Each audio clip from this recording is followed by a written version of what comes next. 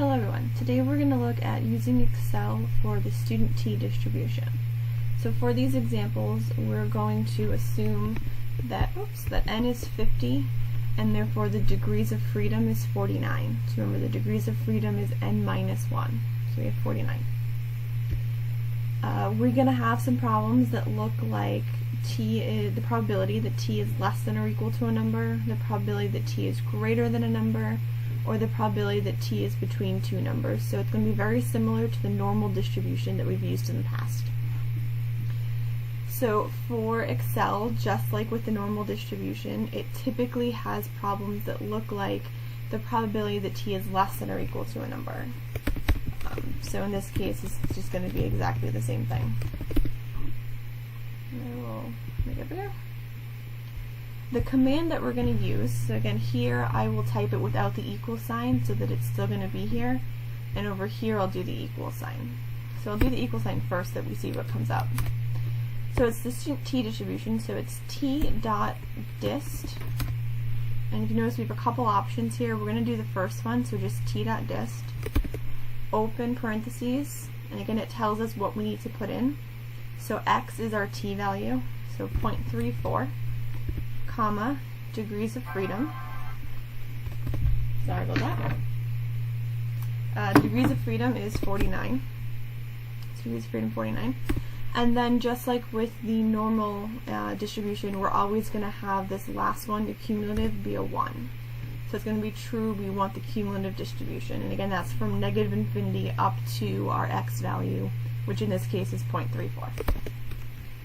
Okay, so again, I will type it over here without the parentheses so that we know what it was we typed in. And we get 0.6323. If we want to do the probability that T is greater than 1.2, we actually have two options for this with the student T distribution. The first is to do it just like we did with the normal distribution. So if I want greater than, I can change it into the complement. So 1 minus the probability that T is less than or equal to 1.2. In which case I would do 1 minus T.dist. And then my values. Again, my x value, my mouse kind of moved on me. My degrees of freedom, and then cumulative. So I can do it that way. And if I do it with the equal sign, again, we'll get the value. So 1.2 is my x, my degrees of freedom, 49, cumulative. Or, the nice thing about the T distribution with Excel is we actually have an option to do it just as it shows. So in this case, I'm not going to use the complement, I'm just going to use a different command. So here I'm going to use T.dist, and then if I look at my third option, .rt, it says returns the right-tailed student T distribution. So T.dist is the left-tailed, which is again typically what the distributions are. The binomial, the Poisson, the normal, those are all left-tailed. But we actually have this right-tailed option. So that's for things like the probability T is greater than a number. So I'm going to choose that one. Here I don't have the cumulative option, I only have x and the degrees of freedom, so I have one less thing to type in, so there is no 1 or 0 at the end. And I get the same exact number, which I should because it's the same problem. So this is T.dist.rt 1.2, comma 49. And again, there's only two inputs if I'm doing the .rt, so the right-tailed. Okay. If I want between two numbers, just like with the normal curve and the Poisson and the binomial, I'm going to take the difference of two probabilities. So this is going to be the probability that T is less than my bigger number, minus the probability that T is less than or equal to, in this case, my second number. So I'm still going to have the difference, and it's still going to be the left-tailed, or the less than, or equal to. So I would do T.dist, my first number, my degrees of freedom, my cumulative, minus T.dist, my second number, my degrees of freedom, and the cumulative. Okay, so again, we're just doing the difference of the two of them. So again, I'll do it with the equal sign so that we get an actual value. And if you're playing along, which hopefully you are, you'll do the same thing, and we can make sure that we're getting the same number. So just remember that 0.8 is a negative. So we should be getting 0.7162. So again, the next one, the probability that t is less than or equal to a number, that's just the normal, everyday t dot dist. So it's already less than, so that's good. So it'll be t dot dist, my x value, again my degrees of freedom, and cumulative. And I'll do it again with the equal sign so that we can get a value.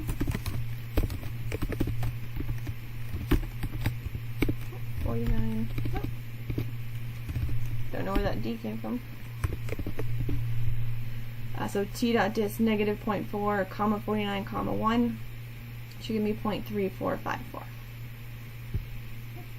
And again, I've got another one where it's less than or equal to, where it's between two values. So we'll be doing the difference. So it's the probability that t is less than 1 minus the probability that t is less than or equal to 0. So that's t dot dist 1, comma 49, comma 1 minus t dot dist 0, comma 49, comma 1. Now if you remember, the t distribution is symmetric about 0. So this guy right here, t dot dist of 0, comma 49, comma 1 should be 0.5, right? Because 0 is the mean and it is the median. But again, let's do it with the equal sign so that we get a number.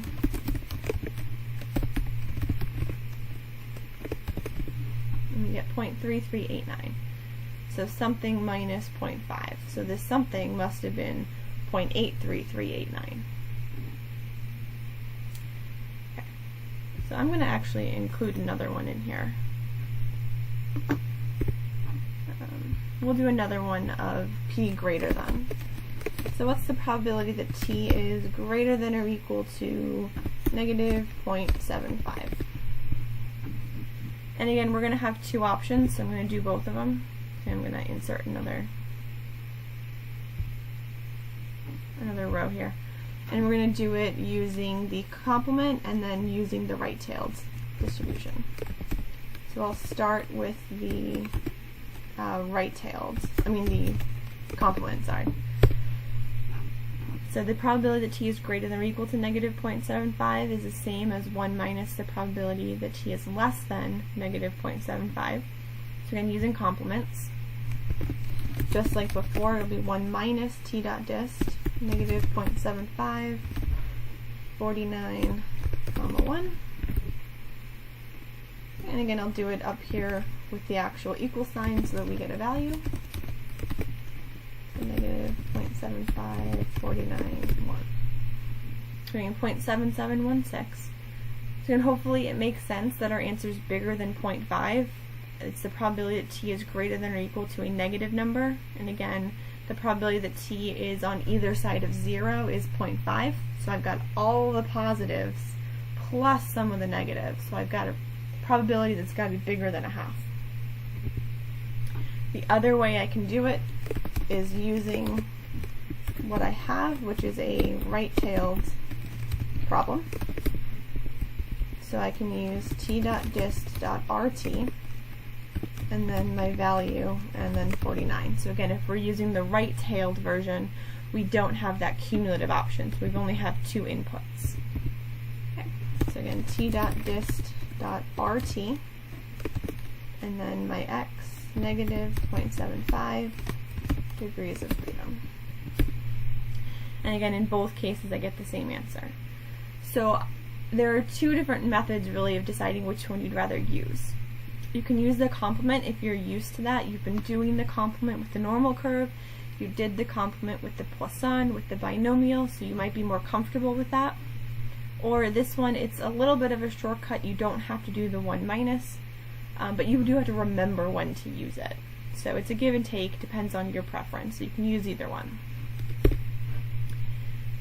Okay, so that's how you find the probabilities given a t-distribution. Now, what if we want to find the t-value given the probability? So over here we have the t-sub values.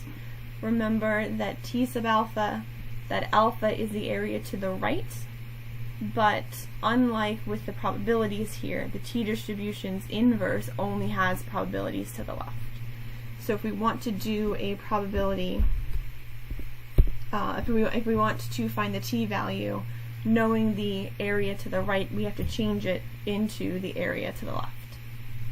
So like the normal distribution, it's going to be t dot inv returns the left-tailed inverse of the student t-distribution, probability, comma, degree of freedom. So in the probability is going to be 1 minus the probability that I'm given, because again, it's 25% to the right, that means 75% to the left.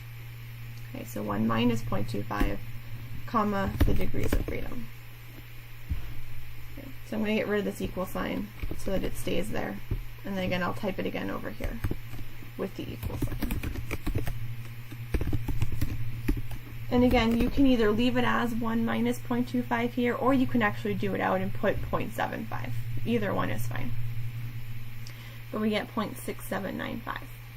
And again, hopefully it makes sense that that answer is positive. Remember, this is not a probability. This is a t-value.